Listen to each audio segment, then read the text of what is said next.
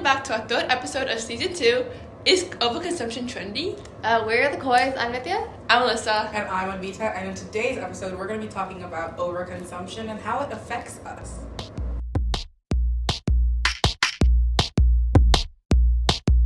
So today's topic explores the phenomenon of overconsumption of trends. We'll dive into the psychological factors that drive us to jump on the latest crazes and examine the potential impacts that these fleeting trends can have on us. A lot of the trends that we see nowadays online are different TikTok dances, doing get ready with me's, or honestly just doing random stuff that pop out of nowhere and then everyone starts following that. And then especially it becomes for makeup. Oh my god, makeup, it's oh my god, this product is amazing, and then you buy it and then turns out it breaks you out, but you bought it because of the trend. Also, that's a really good point. You buy it because of the trend, but also because you see certain influencers are buying it, and because you kind of trust these influencers, or you follow them, right? So you kind of see them as dependable. You will buy them thinking if it works for the influencer, it'll work for me. But what most people don't understand is that when influencers do it, there's a lot of brand deals that are incorporated in it, and so a lot of these are fake reviews. I'm not saying that all of them are fake reviews, but a lot of them are fake reviews. This brings me to the moment where Michaela was getting canceled over that mascara. Oh my god! The telescopic mascara, it was not doing what it was doing to her lashes to everyone. And also, I feel it also affects brands. If you take the bronzing drops, it went viral for one brand, and now every single brand is making them. Yes, we don't need 20 bajillion people making these. It's a lot of people wait, I don't know if you just said this, but dupes, right? Yeah. Okay. Also for skincare, I feel a lot of people hop on a skincare trend when everyone's skin is different. Yeah. If you see an influencer who has dry skin and maybe they're raving about some product that works for them, and here you have oily skin and you're I'm gonna get this. It's not gonna work. I am really sorry. No, go for it. I'm really a victim of that because I literally just bought new skincare. But the thing about it, you have to do a lot of research before you buy these things because again, you have different skin types and also brand deals and sponsorships that some people don't advertise fully about the money they're getting from it and how much the brand is paying them. For example, a lot of brand deals do things differently. So some people will sponsor and just say, oh, can you just promote my product? And some people say, oh, can you buy the product and say it's really good even if it isn't. There's different levels of these brand deals and people don't kind of recognize that. So a lot of research before you do these trends, you have to understand the difference. Can I mention something? How sometimes an overconsumption of the product or how much it's advertised is kind of normal. Take in consideration Bloom, okay? I don't know anything about Bloom, but that went into TikTok so smoothly. Yeah. It was so efficient. The influencers didn't talk about the product, but they had it in their videos, and some of them did talk about it, and then everyone knows what it is. Yeah. Everyone has it. And it was so gradual. I think that was kind of irrelevant, but cool. No, I was oh, when I'm older, I'm gonna buy them because everyone has it, and everyone was promoting it so much, and I'm so easily influenced. I'm such a victim of these trends. Also, clothing trends. Do you remember one of the Kardashians gummy bear thingies? Do you guys not remember those? No, I swear. You guys... But also, clothing aesthetics and clothing trends. For example, one influencer does kind of somewhere going to... The Y2K, Khloe Kardashian's fashion. gummy bear hair thing, remember? I do not remember this. Everyone used it, and then everyone else did nothing. No, but not just gummy bear hair thing, but aesthetics the Y2K trend. The Y2K aesthetic, everyone started buying. One person decides to dive into that trend, and now everyone thinks that's the norm. Oh, and then it gets called basic, and you have to find another thing. Exactly. Everyone just wants a trend to be different, but then it also takes me back to another point with just trends in general. Imagine how much money is lost into following these trends.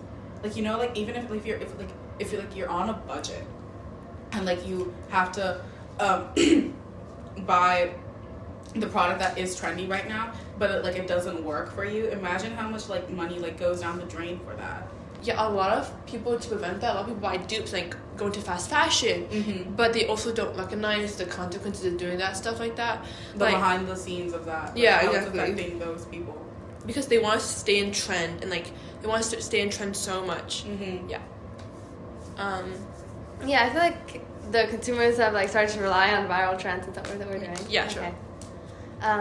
It's like consumers have like started to rely on like viral TikTok trends for recommendations on what to buy. Like we were just talking about how like we're all really easily influenced, and like especially if, like a famous influencer or an influencer you follow does something like that. And like I don't know if like they have to like say that it's an ad, but sometimes they don't say it's an ad. Yeah. And it's like Katie Fang in like Ho Get Ready With Me, and when she started like Oh yeah, I love Katie Fang. when she started kind of promoting for She promotes a lot. Rare Beauty, Super Goop. it's super good a lot. Like everyone started buying it. oh my God, I found it so funny in Sabrina Carpenter's espresso video. The placement of Supergoop. Yeah. A lot of like music people like do that. They just randomly like have a product without like. Yeah. Also, like remember Mean Girls, like the elf thing that like. Oh my God, yeah. How much hate they got for it. Yeah. So I know how like we were talking about like consumers, right? But I think it also like relates to how like there's a money side of it, I think. And like according to Statista, the U.S. cosmetic industry was worth an estimated $49 billion in 2022, and TikTok itself generated about $6 billion in consumer revenue, like due to viral trends like Sephora hauls, things TikTok maybe buy, or like beauty products that need to go viral, you know, like those type of trends. $6 billion in 1 year is crazy. Like contributing $6 billion to like the makeup industry from just one social media app, and that doesn't even like encompass social like Instagram and stuff like that. Oh yeah. That's crazy. Like imagine that people are like so influenced by things from TikTok. We're also like platforms like TikTok Shop that like have been newly introduced. Oh yeah, TikTok Shop. Because of like the consumerism, and it's like how its rates have like increased. TikTok over time. Shop is such an interesting thing because like when you post something and you link it, you get a certain money. You get a certain like. Really? Yeah. So it's like, is what anyone's like saying about these products really true? Yeah. It's like they're getting money out of it at the end of the day. Mhm. And they could also like, it's like as we said, like it makes like a lot of popular products be influenced by like influencers, right? And like it's resulted in like many beauty TikTokers making videos influencing like dupes. I think especially there's so many dupes. It's such an oversaturated market, like the beauty industry, that you can't even find anything that's like unique in terms. Like I see a lot on packaging. Like have you seen James Charles like arguing with this one dude? Yeah. He said that his new blush container looked like Patrick Ta's, but like Oh yeah. but everything, there's so many blushes. But the thing is like yeah, okay. I was gonna say that it doesn't really even look like Patrick Ta's, I'm not gonna lie. But anyway, yeah. The thing like I agree with you completely in the dupe thing. Like not just dupe packaging, but dupe makeup as a whole. Like look at Elf for example. Yeah, Elf has garnered millions of dollars from creating cheaper dupes. But like influencers like take that opportunity and like compare them, and then like that's what influences people. Like, oh, I can like save some money by buying this. I saw this on TikTok. I don't know if it's like true, but I saw this like everyone who's been reviewing the new Elf like setting spray has been paid. Yeah. At least that I've seen. But it looks so cool though. It does. I will be buying, but something to note. Consumed by the trend. And also an interesting to note was like according to a 2020 report from Zero Waste Week, like beauty packaging amounts to 120 billion units of waste every year. And like Crazy. a result of like the overconsumption. And that is insane. God. Yeah. I've seen like Sephora workers or like Ulta workers on TikTok talking about how like as soon as something goes viral on TikTok, people go and buy it, and like a few months after they just return it. And it's like something. What a wastage of product and packaging. Yeah, and money too. Yeah. And money, yeah. Because like especially in like Sephora and Ulta, when you return something, they just get destroyed. Yeah. Or like, you know those like products like recently, like the whole Sephora, like kids at Sephora thing, and how they like ruin like the products like on display. How much is that waste? No, but the thing is like these children that go to Sephora are all influenced by what they see on Yeah. TikTok. Yeah. Social media. We're ruining adolescence. It's so prevalent right now, right? That these kids are all going to be actively on social media like TikTok and Instagram, and they're going to see these products, and because, so again, the prefrontal cortex doesn't fully develop until like 21, right? So these kids are very, very easily influenced, even more so than teenagers are at like the age of 18, and so they're going to buy these products, and they're not going to do this research on it because they're very trusting, and they're very like, because they see on social media, they like they will just immediately go to like buy it, but like they don't really know whether it's good for their skin and stuff like that. Like they're just so influenced, and like they're so like and these parents are also letting them buy this stuff. That's why trends can be like so harmful, I think, at the end of the day, because like these kids, and I see people on TikTok being like, oh, this isn't a kids app, like I'm not going to cater, like make my content safe for kids, but at the end of the day a lot of kids are on it, and like if you have like any conscience, you would be aware of it, in my thing, especially if you're an influencer with a huge ton of products. It's like a side thing. But do you like remember Michaela's thing where like there's this dude who like had a spray tan company and he like messaged Michaela. Do you know about this? Yes, and then he yeah. So oh like he my messaged God. Michaela and he was like, "Hey, I would really love you like review my product, whatever." And Michaela said she would, and like a few weeks passed and she never did. And then he like asked again, and she was like, "Oh, I'm gonna get to it." So he bought like a huge ton of like spray tan in advance because usually when she reviews something, it goes out of stock, right? And like Michaela did post one photo, but it was like an edited photo, so her spray tan looked bad. And then like he ended up going to TikTok and being like, I'm in debt now because like she never posted it. And I think that was like so interesting because like how like it's like proven like how trends can like change someone's life because like everyone goes and buys it, and how like it can like affect different people. Like if it like doesn't work, how it affects those people. Yeah. Also, like, I think a lot of companies, they go towards, like, making the packaging more extreme and more accessible. And that, I think, like, is also a loss for both the company and the environment. Right? Also, I think that, I agree. I think that sometimes it's so wasteful and, like, it makes me sometimes dislike the brand. Like, Tarte's brand shit, I think is so tone deaf. And yes. Like, hello, you're just gonna invite a bunch of rich people out to go do shit for free? Rich white people, I'm sorry. Rich white people. Not and the recent one, but the one before. It's like the 3 token people of color. And just a bunch of rich white people. And then, like, why are you giving already rich people who are already on your PR list even more free Tarte stuff? Yeah.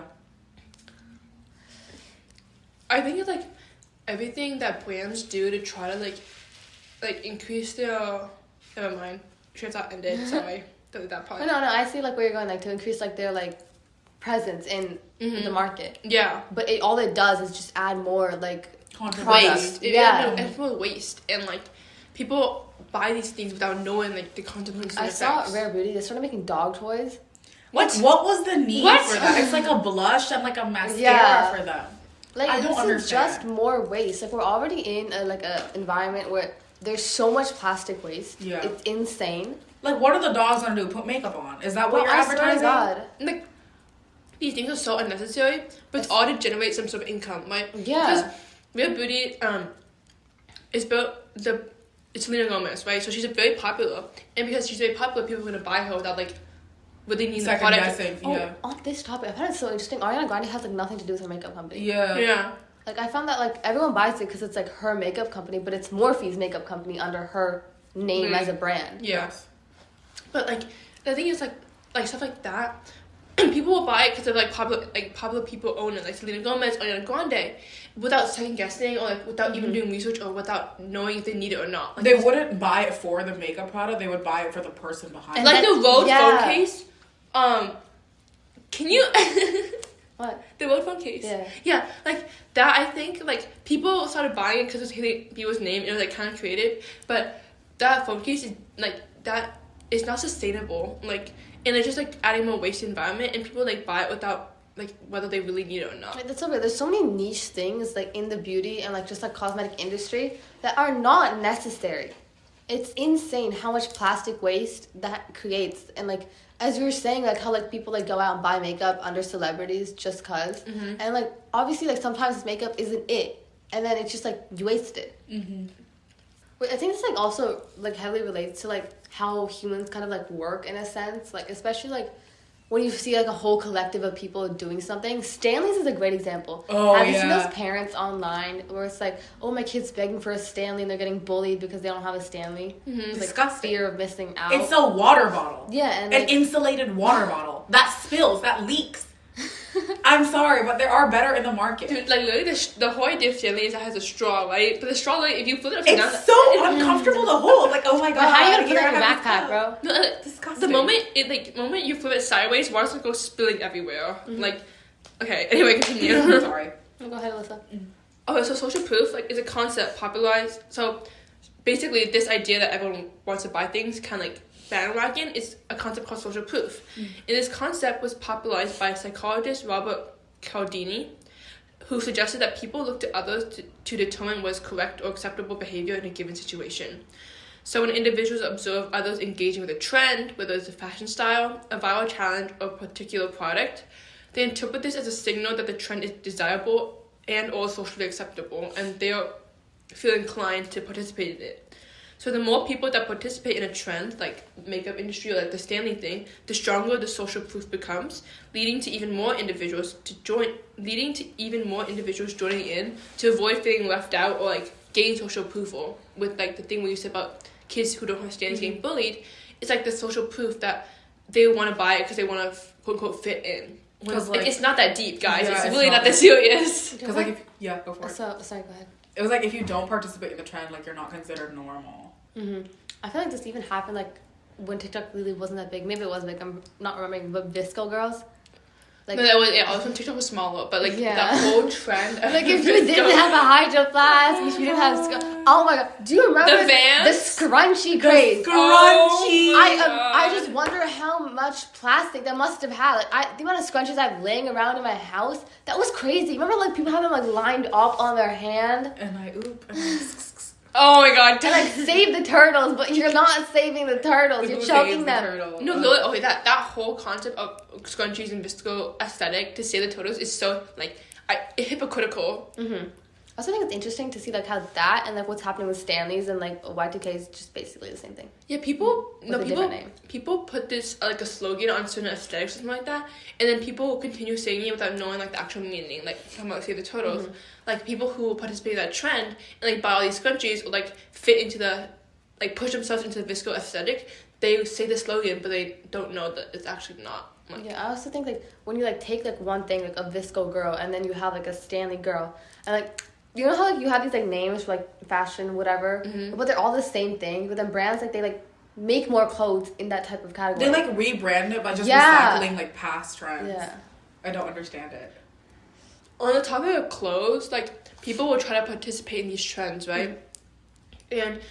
But they don't want to spend so much money on like getting all these like expensive high-end clothing products, so they will vote to something called like fast fashion, and like without understanding like how harmful fast fashion is. Like people know like when they hear fast fashion, they know fast fashion is bad, but they don't really know the depth of it and like extent of it. And even if they do, they still even if they do know the harmful consequences, a lot of people still use fast fashion because of how much cheaper it is, and it's like.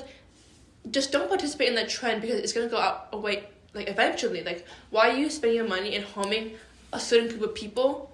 Like for example, like a lot of fast fashion brands use child labor. Like why are you extorting these children and like why and like forcing child labor on the other clothing piece that's bad quality that will like either like break or like kind of like fray. Not sustainable. Not sustainable. But also like that trend is gonna go out like immediately anyway. Like that trend is gonna fizz out and they're not gonna wear it. Yeah. Like, just, like, it's like the social proof, like, the fear of missing out on these trends.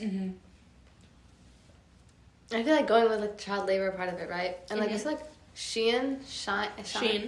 Okay. It's, like, a really good brand to, like, talk about because, like, everyone uses it, right? I feel like everyone does. I've bought products from there, unfortunately. Yeah. And, like, I feel like we do it because it's cheap. Yeah. But, like, I've seen, like, the kids who, like, make the clothing, the amount of abuse they'll go under. First of all, they're kids, right? And, like, ugh. It's really sad to think about, like, kids that, like... They feel... that are, like, confined into this job because they have, like, no other way to, like, earn an income. And they're, like... Yeah. Exactly. When these kids feel pressured, like, they feel forced to... work at such a young age, that's like really sad, but also like because these companies are doing so well, more kids are joining the company because if Shein wasn't doing as well, there'd be less kids working under it, obviously, right? But because Shein is making so much income, because so many people are buying from like these companies that use child labor, the amount of children working under these establishments are only increasing. It's providing an income for them and making sure that they're able to survive, but at the end of the day, like child labor is like still not okay. Yeah, and like at what cost at the end of the day, you know? But also like, as we're talking like overconsumption, right? Like that just leads to more horrible work conditions. Like we've all seen it. Like if you talk about like you know how we learned about World War I, World War II, and like what the children went through then, because like families didn't have enough money, so their children had to work. People were dying in factories because like it wasn't safe. The industrialization. It's still happening. Maybe not in America. Yeah. But it's still happening around the world. And people are like still helping like income it. Like people think that it's bad, but people think it's bad, but they don't. I want to say care enough, but also like they don't care enough to not buy these products.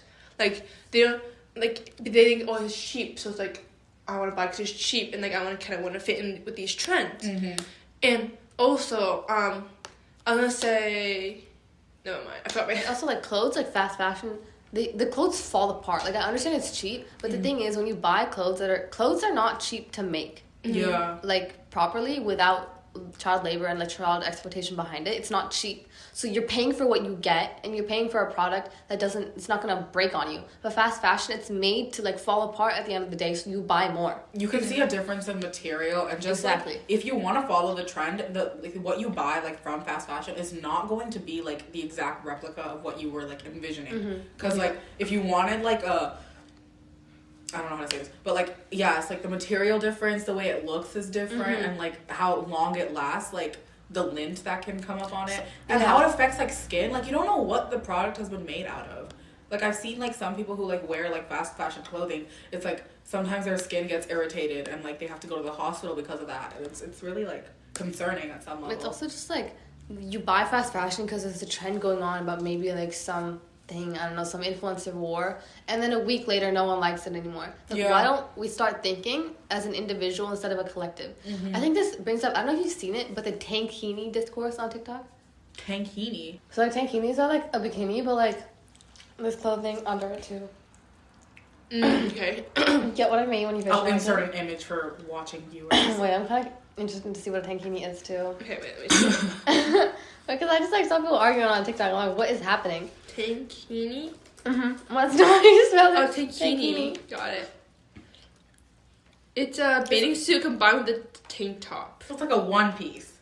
Not really. It's a... What the heck is this? Yeah, okay. This is so ugly. Something like this, but like, it looks better, okay? So basically, I hop on TikTok one day, and my entire For You page is people arguing over it. And people would be like, oh, I just bought a bunch of bikinis for summer. I can't believe I have to go buy tankinis now because they're in trend. And I just stare at the TikTok in shock. Because I'm like, are you insane? Like, what's wrong with you? Like, you just bought a bunch of bikinis, and I'm probably going to buy a tankini on, like, Shein or whatever. And, like, just, like, consume more freaking, like, trends and stuff just because some stupid influencer was like, I love a tankini. And they're probably getting paid to do it, too. Like, if you like bikinis, wear a bikini. If you like a tankini, wear a tankini. It's just a swimsuit at the end of the day. A piece of clothing that when you go swimming, no one can see. Exactly. And the thing is, if, like, you keep on buying so many clothes, like, it is harmful. At the end of the day, it is harmful. You're harming the environment and you're harming these kids who are getting exploited. Yeah. Like, I get if you're, like, if you have money and you're, like, buying from, like, a good, I don't know, reputable source. Like, high-end industry. Yeah, like, doesn't, like, use child exploitation. Like, I understand that, okay? But... If you have the money and you're buying on Shein, please reevaluate. No, but also, like, if you're trying to send these trends and you're not, like, as, like, rich as these other influencers, but you're trying to send these trends, like, there's no need to. Like, these trends are all very, like, there's no need. Superficial. Yeah, they're very superficial and materialistic, and, like, it's not about, like, what, you're not really thinking of what you want. Like, why buy something that you see on TikTok if, like, as Nikki said, like, you don't like it? Yeah, I think, like, people have, like, a fear of missing out or, like, FOMO, you know? Yeah. Like, if we describe FOMO, it's a pervasive feeling driven by the fear that others are experiencing something or enjoying that are beneficial, but, like, without that person. I completely agree with you. I think, like, I am a victim of FOMO, I think, when I say, like, everyone has, multiple times. I think this FOMO is very natural. So I continue. But I think it's more in, like, experiences rather than, like, trends, in my opinion. For, like, what I've experienced. But obviously that's not the same for everyone else.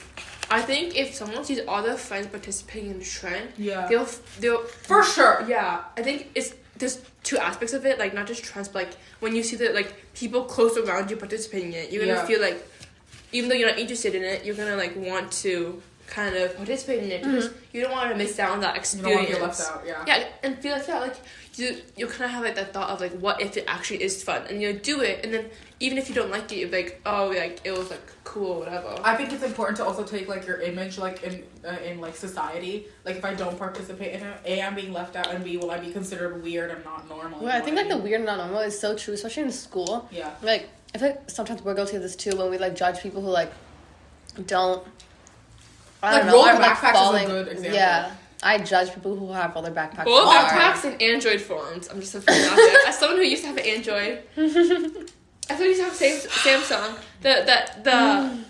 The stigma around it because it didn't fit into like the American norm. Yeah, the norms. If I went to like an Asian country, having a Samsung is it's so normal. A lot of people do Those not have K-dramas who literally advertise. No Samsung one has phones. like Apple phones in like Asia or whatever. Yeah, exactly. But because it's the American norm, there's such a stigmatism around like Samsung phones. It's the same thing with roller backpacks. Like again, I used to have a roller backpack in middle school.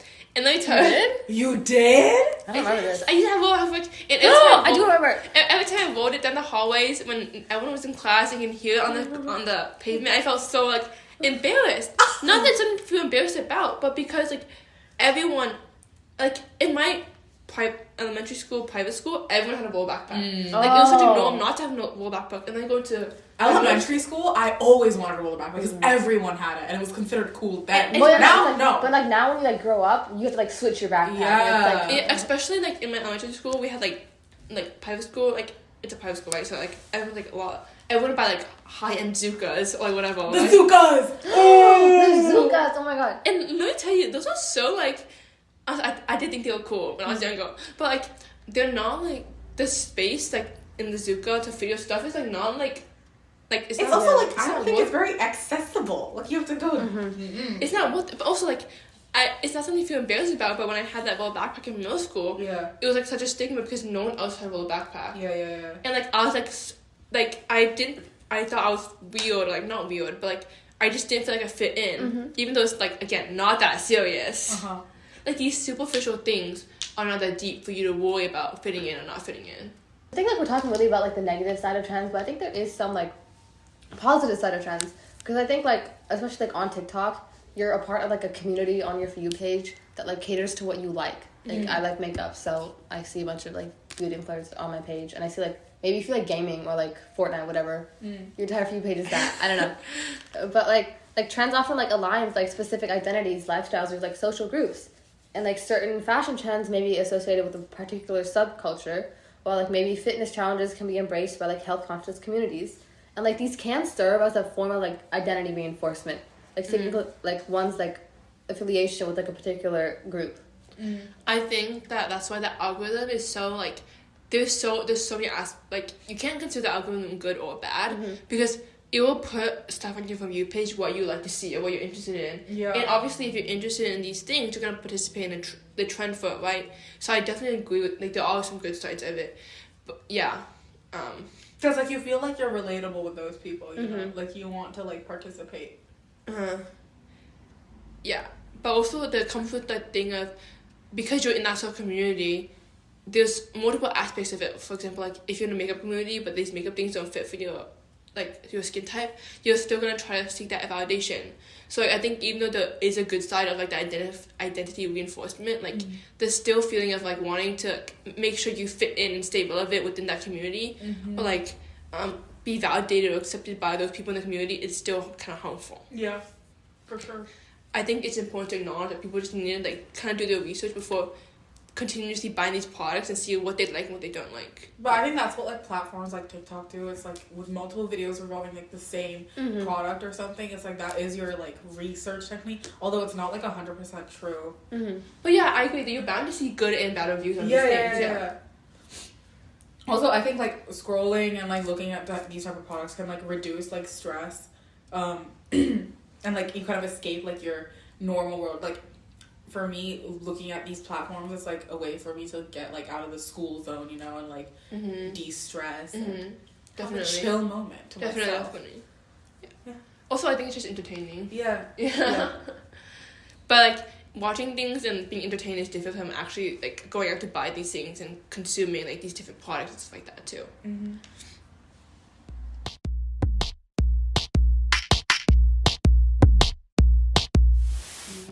I think like we covered most of like what we want to talk about today. Yeah, I think we covered like the good and bad parts about social media and trends and overconsumption.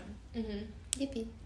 Definitely subscribe to our YouTube channel, follow us on Instagram, and follow our TikTok and Spotify at Psych or Psych. For Instagram, we just have a double S at the beginning of Psych or Psych. And yeah. Bye-bye! Hope you enjoyed the episode.